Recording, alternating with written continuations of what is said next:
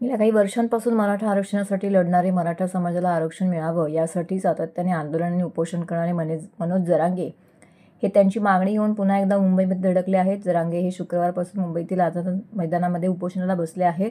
आज त्यांच्या आंदोलनाचा दुसरा दिवस आहे. दरम्यान हजारोंच्या संख्येने मराठा आंदोलक मुंबईत धडकल्याने मुंबईची वाहतूक व्यवस्था विस्कळीत झाली आहे.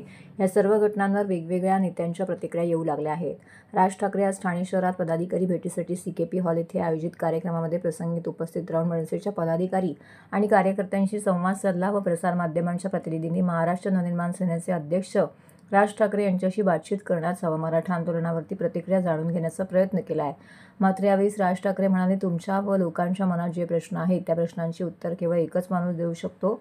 उपमुख्यमंत्री एकनाथ शिंदे हेच या सर्व घडामोडींवरती प्रतिक्रिया देऊ शकतात.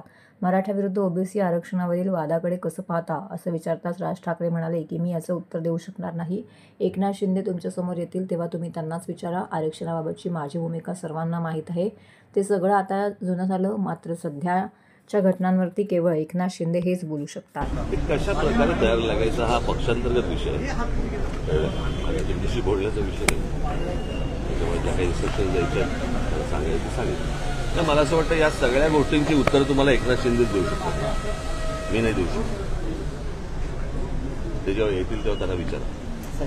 तो झाला आता विषय, कळलं का? या सगळ्या गोष्टी सगळ्यांना माहिती आहेत काय आहेत त्या. मला असं वाटतं याच्यावरचं उत्तर तुम्हाला जे मिळेल ते एकनाथ शिंदेच देऊ शकतील. माझ्याकडे ह्याचं एकच उत्तर आहे की जेव्हा एकनाथ शिंदे येतील त्यांना विचारा की मुंबईकरांना खूप त्रास होतोय. तर ते मागच्या वेळेला गेले होते ना तिकडे, बरोबर की नाही? नवी मुंबईला जाऊन त्यांनी प्रश्न सोडवला होता ना, मग परत का आलेत? या सगळ्या गोष्टींची प्रश्नांची उत्तर तुम्हाला एकनाथ शिंदेला विचारा.